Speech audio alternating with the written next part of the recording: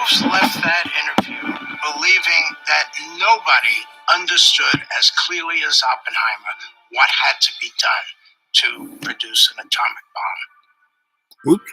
Now, J. Robert Oppenheimer is in charge of an undertaking that is among the most ambitious and fateful of the 20th century.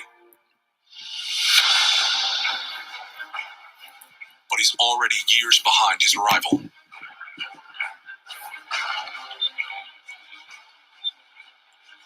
Werner Heisenberg has the lab, the uranium, and the determination to build the Nazis an atomic bomb.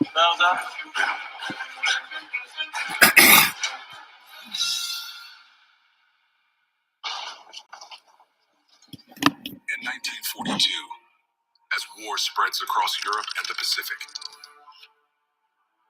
Robert Oppenheimer and Werner Heisenberg are fighting on a new kind of battlefield. Now that the uranium atom has been split, the nuclear age has begun, and the United States and Germany are in a race to build an atomic bomb. The Americans are really afraid that the Germans will get a bomb first. They know the Germans have uranium. They also know the Germans have Heisenberg.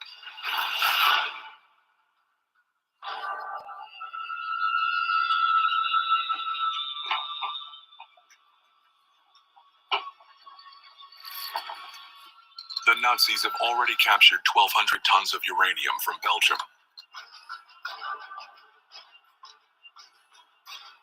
The key to the bomb is to split those uranium atoms and create an uncontrolled chain reaction. It's not that each little reaction releases very much energy. It's that if you chain them together, it has exponential growth. If you could make a lot of uranium atoms split at the same time, it would release a tremendous amount of energy, enough to destroy an entire city. For now, it's just a theory. Unless Werner Heisenberg can prove it. They didn't know whether you could produce a chain reaction. They had to measure that. They had to show that with an experiment. Okay, lower it. Slowly now. Heisenberg builds a small nuclear reactor called a pile. A little lower.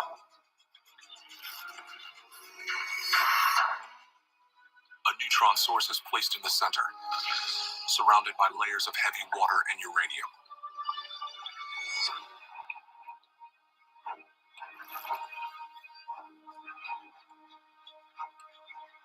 If he can detect more neutrons than he started with, it will be proof that he split the nucleus of multiple atoms.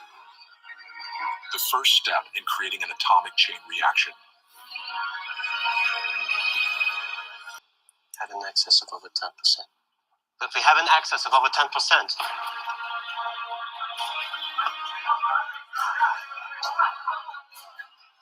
This was a crucial experiment. You needed to prove that a chain reaction was possible before you went through the truly enormous industrial process of pulling out of natural uranium the very rare part of it that will blow up. Heisenberg's experiment is a beginning. And for now, only one thing is certain. The Nazis are on the path towards an atomic bomb, while the Americans are just getting started. Yep, and that's kind of what we're told. It's called a narrative. And basically, that's not it's kind of what happened, but there's a lot more in there. There were a lot more characters and players involved than just the Americans and the Nazis, right? And that's where we are right today, same place, right? So what's going on in Ukraine, there are a lot more players. And one little whoops, and we right now had this little NATO conference in the Baltic country, I think Latvia, right on the border of Russia. and a great target. You know, presidents there, lots of other heads of states are there, and you know, one little oops, and that could have been oops. And there are a lot of other oopses that could be gone, right? And this war ain't over for a long time. And basically, just by the raw numbers, Ukraine can't win, but either can Russia. And Russia has way more to lose. I mean, Ukraine can be totally destroyed, and they were just told there, well, we can't put you in NATO right now because you're in the middle of war and we don't want to go to war with Russia. But as soon as this is over, you can be in NATO, and then if Russia tries to attack again, then we're got your back, right? But there's probably anywhere from a year to 3 years of more of this to go on at any point, because we keep sending. First, we weren't going to give them tanks. We gave them, you know, all the tanks they needed. We weren't going to give them smart munitions. We gave them HIMARS. You know, we weren't going to do this, and we gave it to them. We're now giving them, because they've gone through so much artillery shells that we're giving up all our stuff to that we had in the warehouse just in case we had a war in Europe. Well, this is the war in Europe we were most hoping to have, one that we can really put it to the Soviet Union / the Russian Republic without us having to be there, right? The bodies on the slab are Ukrainian, right? And it does not, you know, a lot of them are dying every day. You know, I would say there's close to 200,000 Ukrainians dead, if not more, right? And probably something to the order of 60 to 100,000 civilians are dead. And there's probably something to the order of 20,000 to 300,000 Ukrainian women and children that have been taken into Russia. So there's a lot of moving parts going on here. And we here have no idea what the frack is going on, right? And at any moment, something could go oops, and we'd have a nuclear war. Because pretty much Russia, if you go watch, what's his name?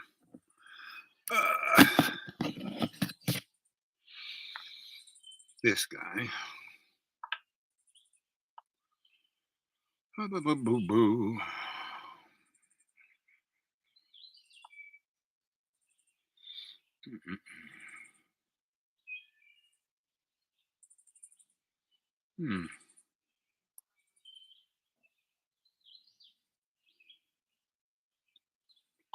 Peter Zeihan, Zeihn. AI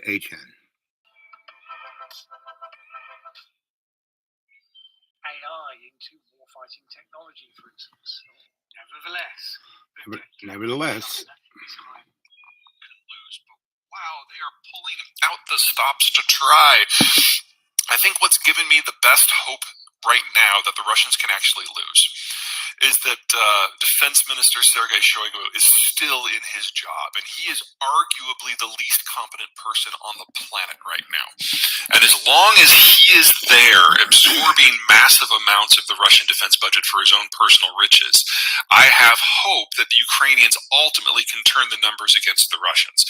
Now, if we ever see him actually get replaced by someone who actually has worn the uniform in combat, then we're dealing with a different situation. But we're not there yet. Well, there's always going to be the possibility for and I don't mean this in a jaded way, there's always the possibility for a French-style armistice, where everything just freezes for a while. But the Russians will only use that as an attempt to rearm, because if they stop where they are right now, even if they hold all the territory they have today, that's a loss for them. That means they're actually in a less advantageous strategic environment than they were at the first day of the war. So they have to press this. This is about national survival for them. And phase 2 is Romania and Poland and Finland. And Estonia and Latvia and Lithuania, and based on how the chips fall in Moscow these days, perhaps Finland. In absent, there are 3 major wars that I detail, and the Ukraine conflict and what I call the Twilight War of Russia is only one of the 3. What's the other 2? Persian Gulf between the Iranians and the Saudis, and one in the East Asian Rim among the naval powers there, primarily Japan and China. But Iran and Saudi Arabia just came closer together again with the help of China. Don't you think this is from the table? Yeah, the word that I'm getting is that the Chinese literally cut checks to both sides to sign. And before you say that that is artificial and why would the Chinese do it, we did that with Egypt and Israel. So it's not all that strange of a possibility. Now, in the case of the United States, we have kept cutting checks to them and the Palestinians and the Jordanians in order to buy peace in that region. I find it unlikely that the Chinese are going to do this for an extended period of time in the Gulf. We'll see. Even if the Ukrainians experience an outsized success and are able to capture the entirety of the Donbass and isolate Crimea to the point that it generates a face-destroying surrender of Russian forces in the Crimea, that doesn't end this war. Okay. At that point, the Russians will start a new assault as soon as they're able, and then the Ukrainians would have to decide when and how to cross the border and neutralize those logistical hubs.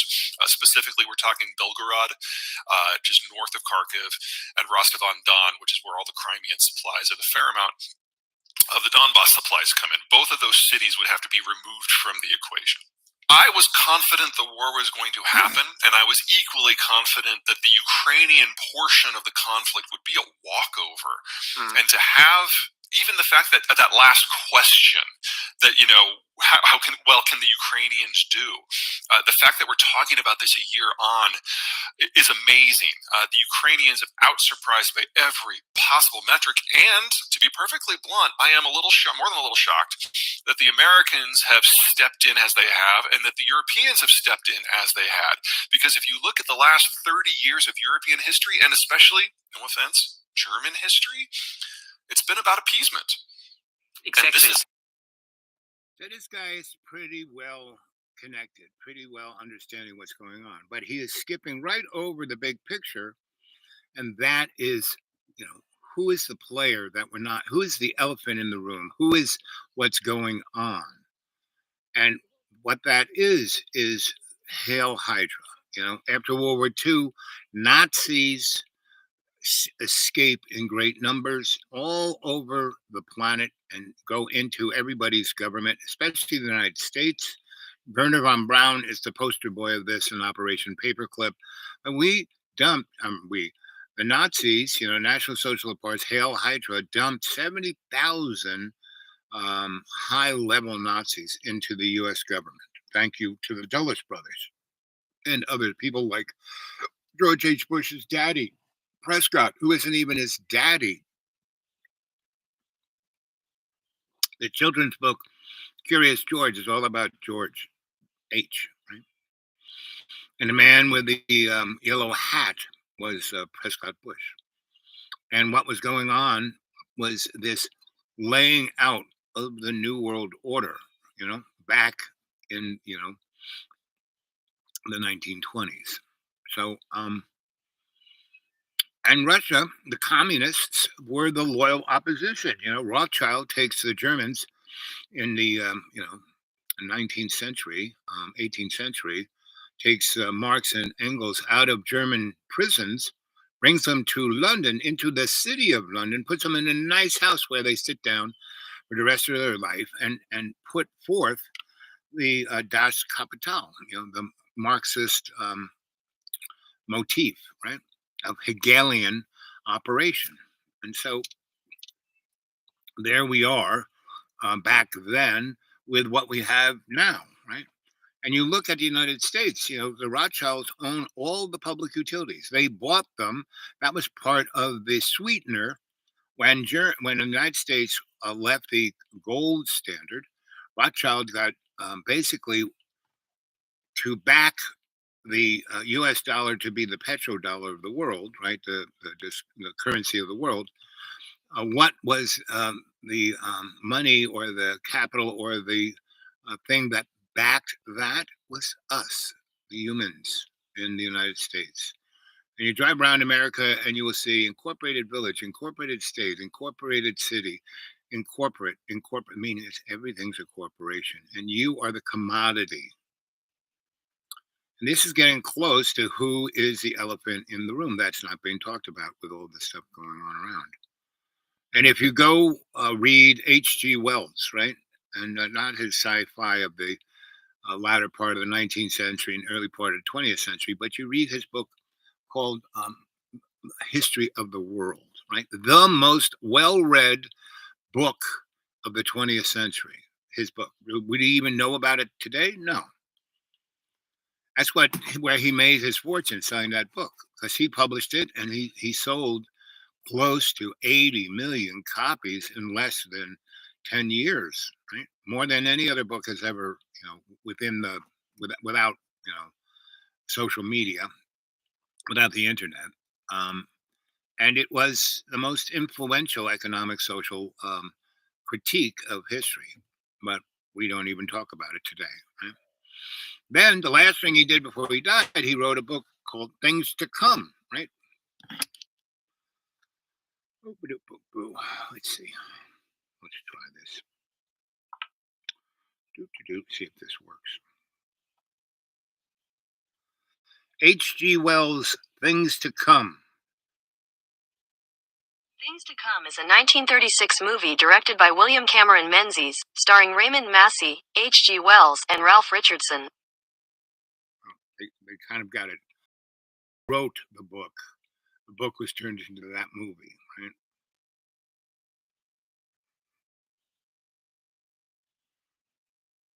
And it puts forth exactly what we're going through right now, So you can go. Let's see.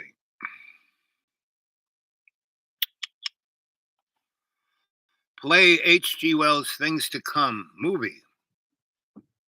Things to Come is a 1936 movie directed by William Cameron Menzies, starring Raymond Massey, H.G. Wells, and Ralph Richardson. H.G. Wells wasn't in it. I mean, he had a little bit, but he wrote the book. Watch.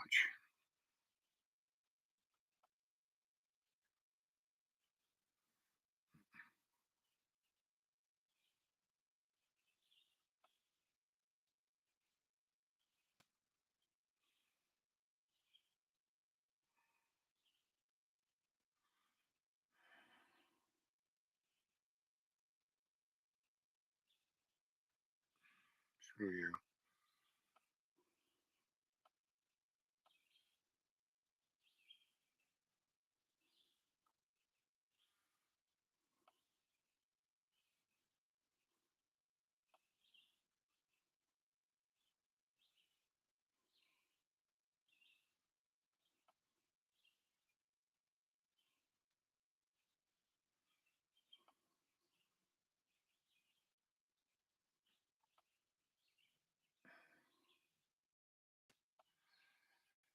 Play H.G. Wells' Things to Come.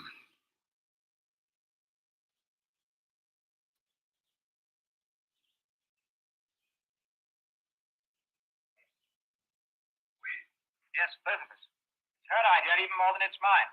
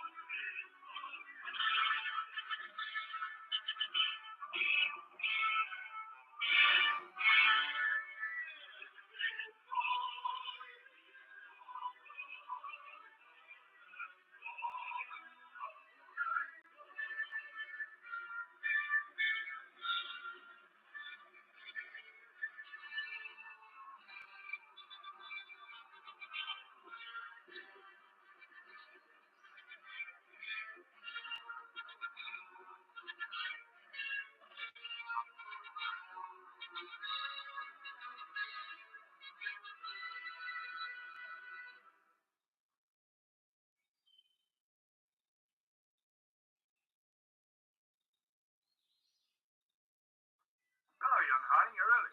Yes, I'm finished up. It was too late to start anything fresh. What's all this fuss about in the papers tonight, Mr. Bell? Wars and rumors of wars. Crying wolf? Someday a wolf will come. These fools are capable of anything. In that case, what happens to medical research? Stop. That'll mess me up. Mess you up. Mess everything up. My God, if war gets loose again. Any business, anyone? Well, Shepherd, what the fox by night, seated on the ground. What's the matter with you fellas?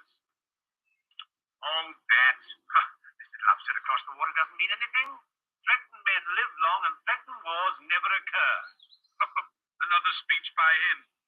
I tell you, there's nothing in it. It's just to buck people up about the air estimates. Now, why meet wars halfway? Why not look on the bright side of things? You're all right? Your business is going up? Got a jolly wife, a pretty home. All's right with the world, eh? All's right with the world. Fastworthy, you should have been called Pippa Fastworthy. Oh, and Cabell, you've been smoking too much. You're not eupeptic. Oh, come on, it's Christmas. Noel, Noel. Born is the King of Israel.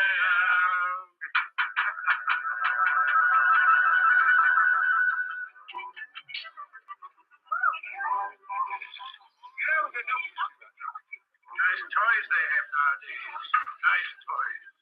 The toys we had were simpler. Ever so much simpler. Noah's arks and wooden soldiers. Nothing complex like these. You know, I wonder sometimes if perhaps all these new toys aren't a bit too much for them. It teaches them to use their hands.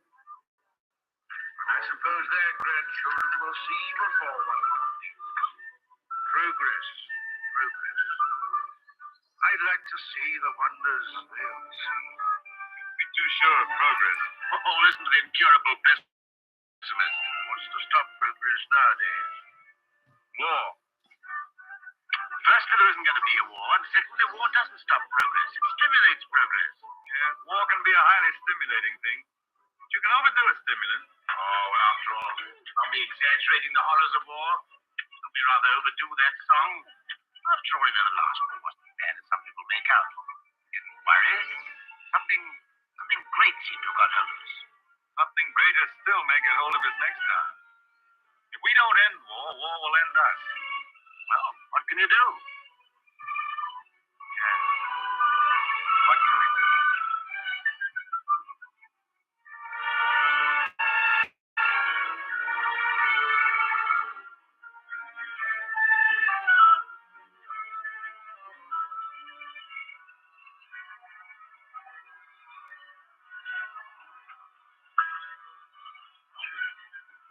Peace and earth, good will towards men.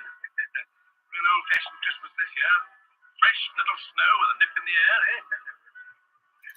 What's that? Sounded like a gun. Guns here. Merry Christmas, Cabell. Here's to another good year for all of us. Another year of recovery, eh? What's the searchlight doing now? Yes. Well, it must be anti-aircraft maneuvers. Maneuvers at Christmas? No. Listen, guns again.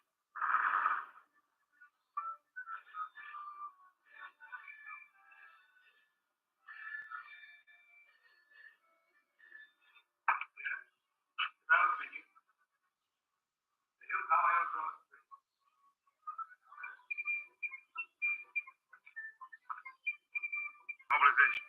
Oh, God. Perhaps it's only precautionary mobilization.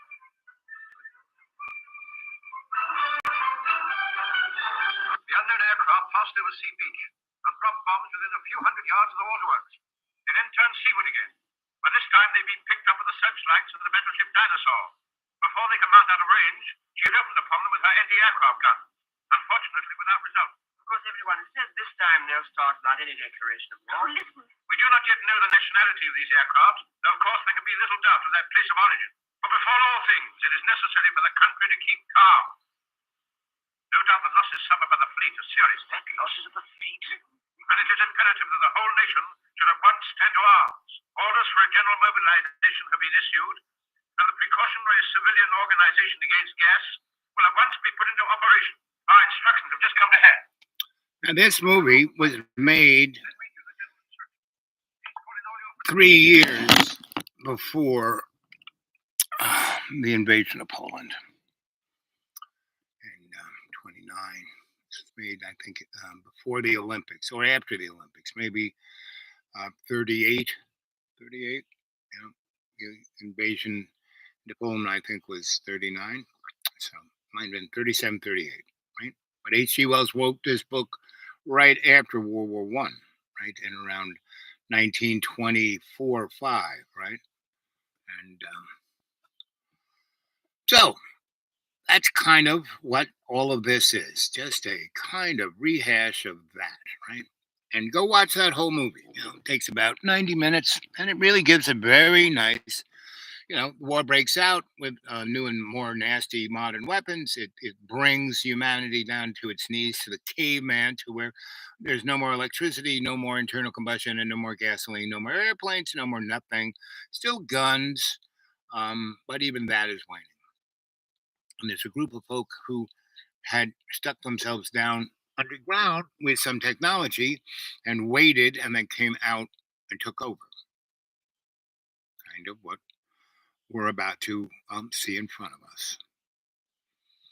And I've been talking about the big splat for the last 4 years, right? And on every different level, angle, you name it, I've been talking about it, So maybe people have gotten bored of me talking about it, right? And amongst that, I told stories of places and things that I was at, right? That I saw, as the dude when I was younger, and I was the expectant character actor to follow in the footsteps of my mentors. But I loved them and followed them dutifully, but I wasn't going to become one of them or do their institutions and their clubs and camps and ideologies wanted to be done. I was interested in what they were talking about. I wanted to see what it was. I wanted to understand what was going on. And I was told I don't have to prove anything to anybody. I just have to tell folks what's going on. It's up for them. It's up for you to believe your own eyes. It's up to you to study what's going on. It's up to you to change the world. Right? How much juice we got left? Oh, we got a little bit left. So anybody want to chat? And good morning, good evening, good afternoon. Here we are. It is almost 30 minutes that this chat has been on. We had one earlier this morning. Is that going up? Let's take a look. Things to come. H.G. Wells. Go check it out. Heisenberg.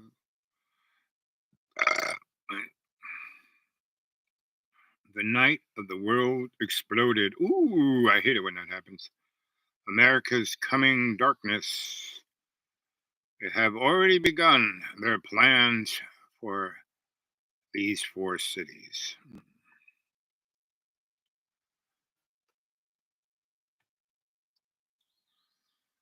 If you own credit cards, you need to take these 4 steps. Get rid of them. Threads. Right? That's what I constantly talk about, and nobody. What are you talking about? Threads. Threads of history, threads of what's going on. Threads. Doop, doop, doop. Everything looks good. Everything looks good. Everything feels fine. Everything feels fine. Then his head falls off.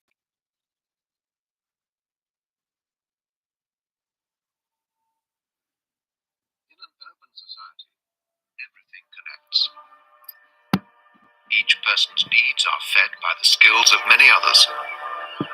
Our lives are woven together in a fabric.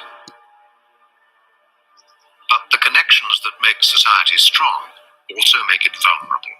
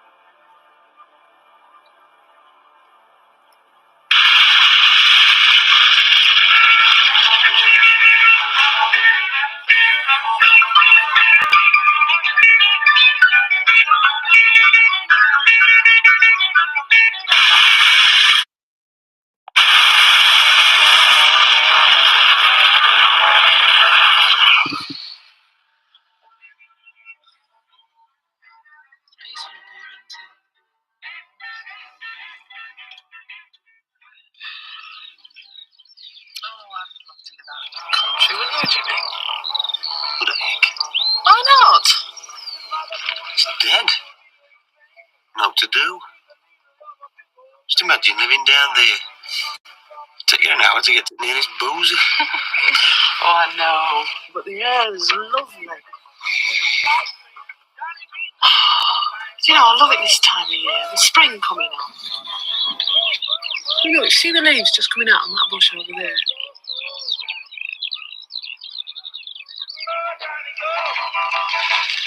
What are you looking at? Trying to make out where our house is. She had a pair of binoculars. See floodlights at United. Saturday, March 20, with the news, John Barker. Oh, what time is it? There's been further fighting in Iran between government and says the civil war there. Oh, honestly. Come out here for a drive. We're surrounded by all this countryside, and all you can think about is football. All I can think about. Oh, stop it. Honestly, you've got no consideration at all sometimes. You think you can do what you like. Wolverhampton Wanderers 0. Where are you going? And get eaten by a spider. 92, Queen's Park Rangers 0. There you are. Peace offering. Not much smell to it though. It's lovely. And it's supposed to bring good luck, innit? Middlesbrough 2, Oldham That's what they Athletic say. 1. Newcastle 0. Wonder if it'll bring me in. Portsmouth 0. Brighton and Hove Albion 1. Division 3, AFC Bournemouth 2. Wimbledon 2. Brentford 0. Bristol Rovers 2. Burnley 1. Uh-oh. Car's on top of a cliff. May 5th, Thursday. Shot secretly by a West German television crew on Tuesday shows one of the Soviet convoys on the move in northern Iran. The convoys were first spotted by United States satellites on Monday, moving across 3 of the mountain passes leading from the Soviet Union. The Soviet foreign minister has defended the incursions and has accused the United States of deliberately prompting last week's coup in Iran. Speaking on his arrival in Vienna, Mr. Gromyko claims the Soviet vehicles were responding to appeals from the legitimate government. Are you being serious? Of course I'm being serious.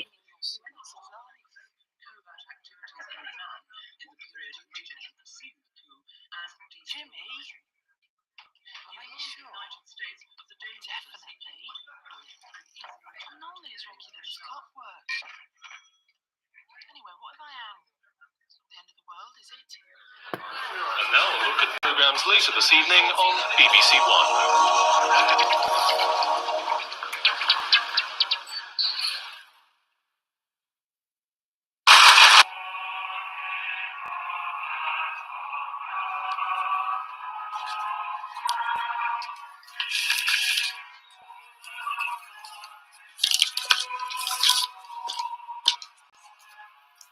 And don't forget number 24 today. What? I said don't forget number 24 today. You're going to run your ear in with them things on all time, you know.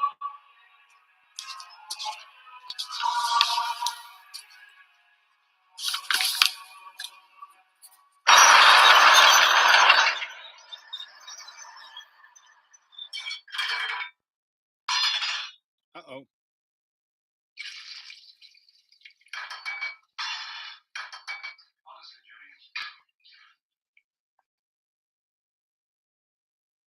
Things TikTok made me buy that are worth it. The new Incense waterfall. It helps. Mysterium.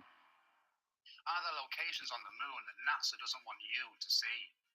And are these off-limits areas the real reason we haven't returned to the moon in over 50 years, as opposed to the technological and budgetary challenges, as we are told? One person, David Adair, claims he has developed propulsion methods to take us back to the moon. And what's more, if he achieves his aims, he intends to explore his apparent forbidden regions of the lunar surface. The fact is, we have only explored in detail a tiny part of the moon, while the vast majority remains unknown to us. Furthermore, Adair's work could not only result in returning humans back to the moon, but could result in much cleaner energy and less damage to the planet back on Earth. I'm Marcus Louth and welcome to Mysterium. I've researched and written about all aspects of the paranormal and anomalous world for years. So join me for this enthralling exploration of advanced propulsion systems and how they could take humanity back to locations on the moon that, according to some people, NASA doesn't want you to see. Before we turn our attention to some of the alleged forbidden locations on the lunar surface, we should look at the claims from David Adair, the man who claims he has the propulsion system ready to go to take humans back to the moon. He had that system 40 years ago. This is him 40 years ago. And has made significant You should see him now. He's older than, well, he's not older than me, but he's getting there. And central to his plans to return human beings to the moon is thorium reactors and contained fusion. Right. Thorium is a naturally occurring radioactive element and is potentially an alternative fuel source in nuclear reactors, not least as it is significantly safer and more stable than traditional uranium-based reactors, meaning there is a considerably lower risk of meltdowns. Furthermore, thorium reactors are designed to operate at atmospheric pressure, once more reducing the risk of accidents in high-pressure systems. Thorium is also much more abundant and would not only assist in space travel and other propulsion systems, but could result in much cleaner and safer energy. There has worked and developed thorium reactors for over 4 decades, as well as being instrumental in advancing contained fusion methods. The contained fusion methods leave a much smaller physical footprint, meaning they are much more manageable and easier to control, and also make use of non-radioactive fuel sources such as boron, which further enhances overall safety. Another key benefit of thorium reactors is the reduced environmental impact, and it is much more sustainable. Unlike traditional uranium-based reactors, thorium reactors produce significantly less long-lived nuclear waste. This addresses one of the major concerns associated with nuclear energy, providing a more sustainable and responsible approach to power generation. So this program, Mysteries of the Moon, Forbidden Zones, and Cutting-Edge Propulsions, the Mysterium. Go look at that shot, guys. But this information, I mean, that's the beauty of the good old and see, the thing is, this information was known back in the turn of the 19th century into 20th. Tesla knew about this. The Romans knew about it. The Greeks knew about it. The Egyptians, all the way back, to the Tower of Babel, and that's what that was kind of about. So, again, you want to get a hold of me, the dude awake 42 at Gmail. I'd love to hear from you. Let's see if anyone has jumped in here. And if you want to send me something on my good old PayPal, it's the dude awake 42 at Gmail. No.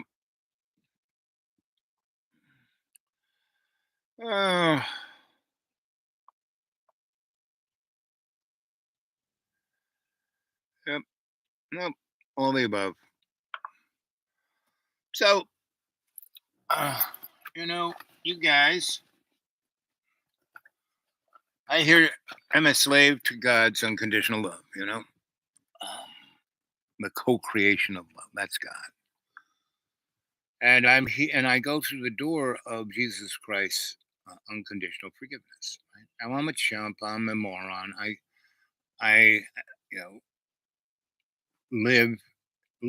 I am not, but I live in this bag of water here.